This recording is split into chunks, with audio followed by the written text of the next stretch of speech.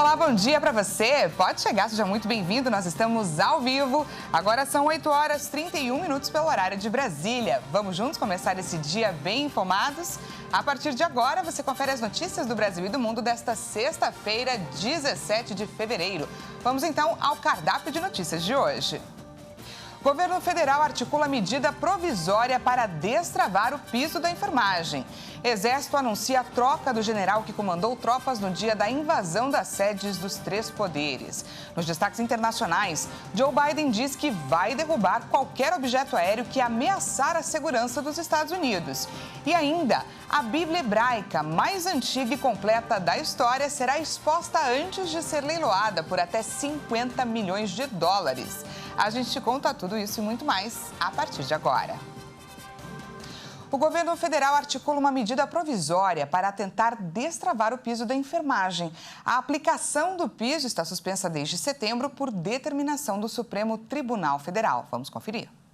O governo federal instituiu um grupo de trabalho interministerial para tentar avançar na redação final da MP. O grupo é formado por Casa Civil, Ministério da Saúde, Ministério da Fazenda, Ministério do Planejamento e Advocacia Geral da União. A pasta da Saúde deve ficar responsável por definir os critérios de rateio para os repasses aos estados e municípios. A expectativa é que a medida provisória defina como vai ser a operação e a distribuição do dinheiro destinado ao pagamento complementar do mínimo nacional aos trabalhadores da área da saúde. A previsão de participantes é que haja uma definição sobre o texto até março. O presidente Lula garantiu que o governo federal vai resolver o problema dos enfermeiros, selando o piso salarial da categoria. O parlamento fixou o piso em R$ 4.750 para os enfermeiros nos setores público e privado. O valor ainda serve de referência para o cálculo do mínimo salarial de técnicos de enfermagem, que vão ganhar 70% do valor, auxiliares de enfermagem e parteiras, com 50%. O STF suspendeu a aplicação do piso em setembro do ano passado, até que sejam analisados dados detalhados do impacto financeiro para os atendimentos nos serviços de saúde e os riscos de demissões diante da sua implementação. E o Exército anunciou a substituição do general que comandou as tropas no dia da invasão das sedes dos três poderes em Brasília. Outros cerca de 70 generais estão sendo remanejados de função. Por meio de um comunicado divulgado à tropa, o comando do Exército anunciou a substituição do general Gustavo Henrique Dutra de Menezes, do Comando Militar do Planalto. No lugar dele, assume o general Ricardo Piai Carmona, que atualmente é diretor de Educação Superior Militar. O general Dutra foi responsável pela atuação do Exército no dia 8 de janeiro, quando as sedes dos três poderes foram invadidas e depredadas por radicais. O inquérito policial, acompanhado pelo Ministério Público Militar, apura a suposta falta de atitude do general na desocupação do acampamento montado em frente ao quartel-general em Brasília. A troca de cadeiras do Exército não para por aí. Outros 74 generais estão sendo remanejados de função. Entre os cargos que vão receber novos ocupantes está a chefia do Estado-Maior, o número 2 das Forças Armadas. E a Receita Federal abre às 10 horas a consulta a um lote residual de restituição do Imposto de Renda Pessoa Física. Cerca de 179 mil contribuintes que haviam caído na malha fina e acertaram as contas com o fisco devem receber 250 milhões de reais. O pagamento da restituição vai ser feito no dia 28 de fevereiro, na conta informada na declaração do Imposto de Renda. E agora a gente fala sobre o feriadão. Cerca de 5,5 milhões de veículos devem deixar São Paulo para esse feriado prolongado. O governo estadual preparou um esquema especial de trânsito nas principais rodovias. Segundo o cálculo da Arte SP, a agência do governo que regulamenta o funcionamento das estradas concedidas à iniciativa privada, mais de 5.400.000 veículos devem deixar a capital paulista rumo ao interior e ao litoral neste feriadão. Essas rodovias privatizadas devem receber cerca de 4 milhões de veículos, enquanto as estradas públicas, administradas pelo Departamento de Estradas de Rodagem, devem receber 1.300.000 veículos. A previsão é de aumento no fluxo, principalmente no sentido do litoral até domingo. Já na segunda começa a operação inversa, já que deve haver aumento gradual do movimento durante todo o dia no retorno à capital. Na terça-feira, a previsão é de fluxo intenso o dia todo, até o meio da tarde da quarta-feira. Em razão do aumento do fluxo, o governo de São Paulo preparou um esquema especial de trânsito nas principais rodovias e na operação de balsas. No período, as obras que causam interferências no tráfego devem ficar suspensas e vai haver restrições para a circulação de veículos com cargas excepcionais.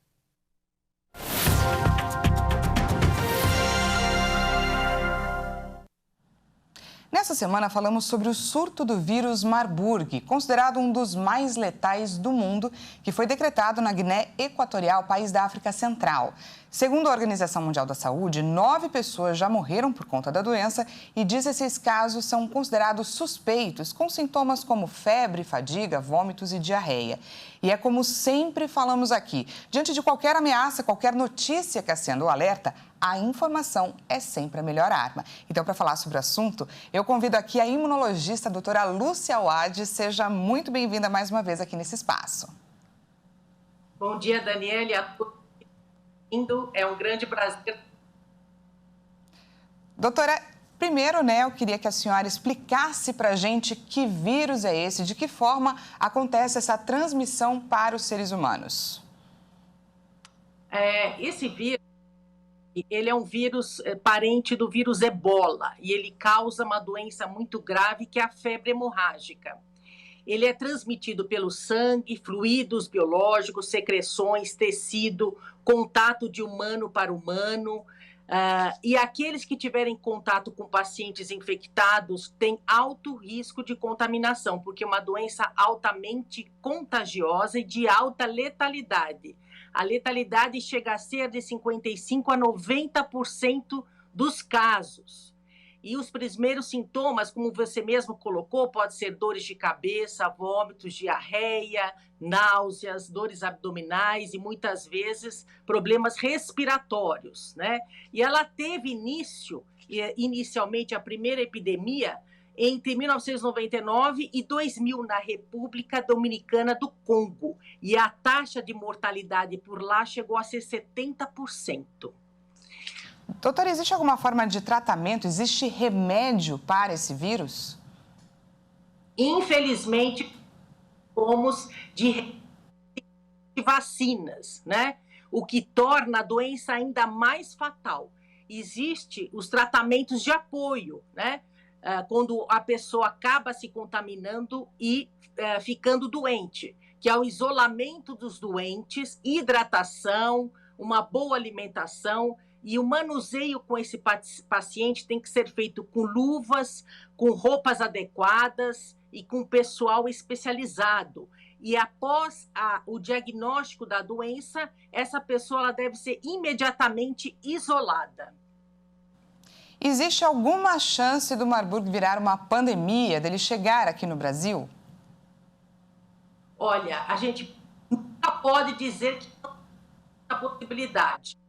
Possibilidade existe, porque é um vírus, ele está circulando. Nós não temos o controle de doenças virais, né? Mas o que se deve fazer, quando há a detecção de casos isolados, como aconteceu na África, imediatamente as autoridades de saúde locais têm que tomar providências, têm que fazer o diagnóstico, né? Que é feito com amostra de saliva, sangue, em teste de laboratório para detecção de anticorpos. E esse paciente ele deve ser imediatamente isolado e afastado do convívio com outras pessoas, porque ela é uma doença altamente contagiosa. Tá certo, doutora, mas então não há motivo para pânico algum, afinal de contas é um vírus, a gente está tendo conhecimento sobre ele, mas está ainda muito longe, correto? Correto. Está muito longe de estar uma pandemia. Tá. O que acontece é que elas têm que estar qualquer notificação de caso desse novo vírus, do Marburg, né? Porque aí, lá rapidamente, e impedir o contato de um indivíduo doente. Mas, no momento, os casos são isolados, mas temos que estar alertas quanto a essa doença e, certamente, agora, neste momento, toda a comunidade médica global está atrás de vacinas e, principalmente, de tratamento. Tá certo, conversamos com a imunologista doutora Lúcia Wod. Muito obrigada pela sua participação, doutora, mais uma vez aqui com a gente. Imagina, Daniele. Até Bom dia mais. a todos. Até mais. E veja a seguir, Joe Biden diz que vai derrubar qualquer objeto aéreo que ameaçar a segurança dos Estados Unidos. E ainda, a Bíblia hebraica mais antiga e completa da história será exposta antes de ser leiloada por até 50 milhões de dólares. Nós voltamos já, não perca!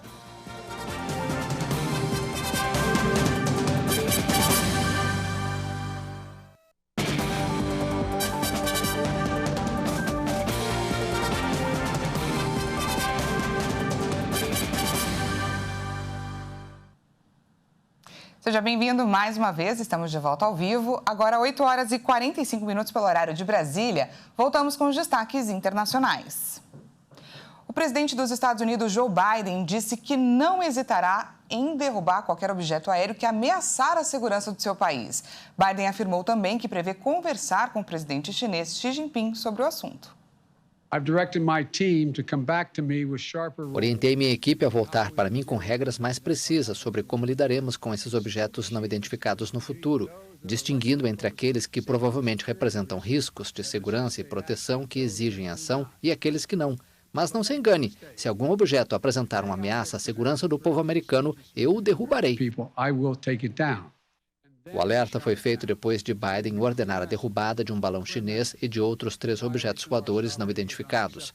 Biden afirmou ainda que prevê conversar com seu colega chinês Xi Jinping, mas que não se desculparia por ter derrubado o balão que entrou no espaço aéreo americano. Também nesta quarta-feira, o presidente, de 80 anos, passou por uma bateria de exames médicos de rotina. É um passo importante para o democrata, que cogita concorrer à reeleição em 2024. Segundo o médico, Biden continua saudável e vigoroso, apto para executar com sucesso os deveres da presidência. O fundador do grupo paramilitar russo Wagner, uma das facções que atuam na ofensiva contra a Ucrânia, fez duras críticas ao governo russo e disse que as burocracias militares impostas pelo Kremlin freiam o avanço do exército na Ucrânia. Bakhmut não deve cair antes de março ou abril. Foi o que afirmou o fundador do grupo paramilitar russo Wagner e Evgeny Prigozhin. Em um vídeo postado no Telegram, o empresário atribuiu o atraso ao que chamou de uma monstruosa burocracia militar que freia a ofensiva na Ucrânia.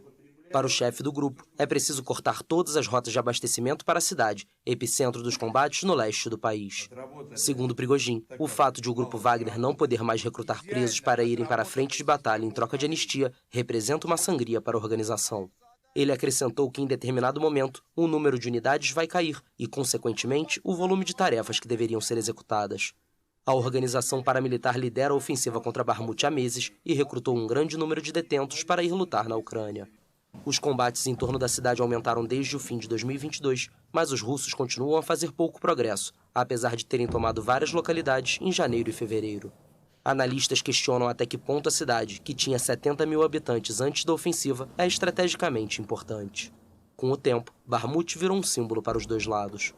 A Rússia segue bombardeando infraestruturas ucranianas e na noite de quarta-feira atacou novamente o país vizinho com mísseis e drones. Com o primeiro aniversário do conflito se aproximando, Kiev suspeita que Moscou prepara um novo grande ataque.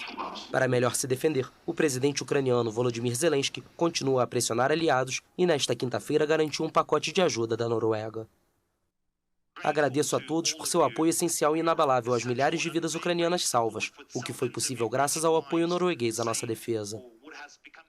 Quase todos os partidos políticos do parlamento da Noruega, com exceção de um único de esquerda radical, aprovaram uma ajuda de 75 bilhões de coroas norueguesas, mais de 28 bilhões de reais à Ucrânia por 5 anos.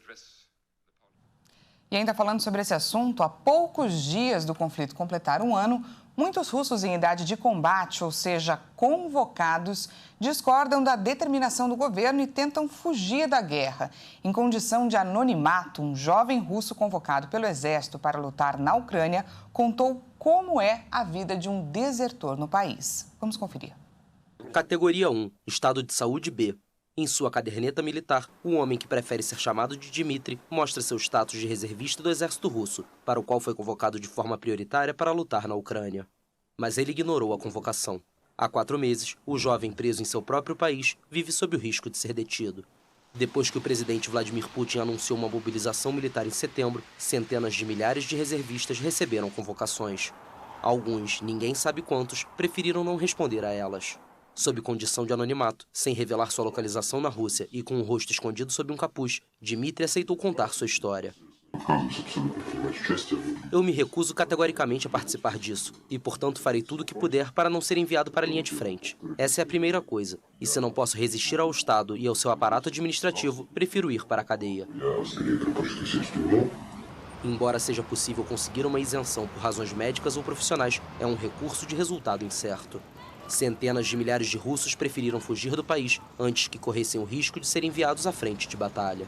Entre os seus conhecidos, 8 pessoas foram recrutadas. Algumas conseguiram uma isenção, outras partiram para o fronte. O jovem está sempre à espreita. Só se desloca para o interior de sua região e trabalha de forma remota para uma empresa de informática com sede no exterior. Ainda há muitas formas administrativas. Não mostrar seus movimentos ao redor do país, ficar no deserto. O país é grande, há muitos lugares. Ou, pelo contrário, se perder em alguma grande cidade. Use ferramentas para ficar anônimo e simplesmente evite reuniões em massa de pessoas e áreas onde a polícia ou o pessoal militar possa estar por perto. Dmitry contou com uma dose de sorte para escapar da guerra. A ordem de mobilização foi enviada para um endereço antigo, em uma região da Rússia onde ele já não vive, mas que ainda consta em seu passaporte. O jovem não fugiu do país quando pôde, porque queria ficar perto da família. Agora, tentar escapar é muito mais perigoso, porque o Serviço Federal de Segurança tem listas de pessoas convocadas que devem ser detidas nas fronteiras. Caso seja detido, Dmitry pode ser condenado à prisão, acusado de insubordinação. E os presidentes da Venezuela, Nicolás Maduro, e da Colômbia, Gustavo Petro, reativaram um acordo comercial assinado pelos dois países em 2011. O pacto estava congelado há 4 anos por conta de uma ruptura das relações bilaterais. Maduro disse apostar em uma zona econômica comum com condições especiais para o comércio, após firmar, junto com Petro, o protocolo que relança o convênio. A assinatura foi realizada na ponte que liga a cidade venezuelana de Ureña à cidade colombiana de Cúcuta. Caracas e Bogotá retomaram relações após a chegada de Petro ao poder em agosto do ano passado, o primeiro presidente de esquerda da história colombiana. Ele prometeu normalizar a linha divisória comum de 2.200 quilômetros, marcada pela presença de grupos armados e pelo tráfico de drogas e contrabando. As relações entre os dois países tinham sido suspensas em 2019, quando o governo colombiano de Iván Duque reconheceu o político opositor Juan Guaidó como presidente encarregado da Venezuela. E após um acidente de ônibus que aconteceu na última quarta-feira e provocou a morte de 40 migrantes no Panamá, autoridades do país informaram que realizar o reconhecimento de todas as vítimas levará tempo. Os corpos foram armazenados em um caminhão refrigerado depois que a capacidade do necrotério foi excedida.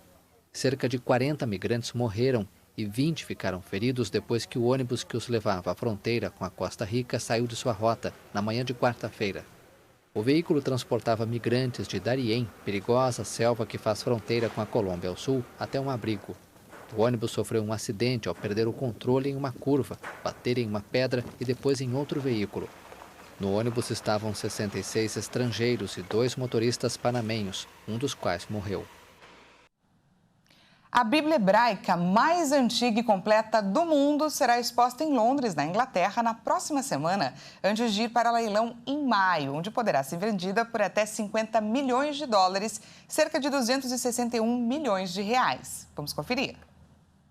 Conhecido como Códice Sasson, o objeto sagrado está sendo anunciado pela Sotheby's como o exemplar mais antigo de um livro quase completo, contendo todos os 24 livros da Bíblia hebraica. O único detalhe da antiguidade é a falta de 5 folhas que incluem os 10 primeiros capítulos de Gênesis. O livro mede cerca de 30 por 35 centímetros e pesa quase 12 quilos. Ele está alojado em uma encadernação de couro marrom do início do século XX. Em sua lateral está gravado o número 1053, seu número de catálogo na coleção de David Sasson, colecionador e estudioso britânico, que comprou o livro em 1929, depois que ele ressurgiu. A Bíblia conta diversas histórias além daquelas retratadas em cada capítulo do Evangelho, pois mostra por trás da própria Bíblia hebraica e como seu texto foi corrigido e transmitido na forma que conhecemos hoje. Caso o livro sagrado milenar seja vendido próximo do seu valor estimado,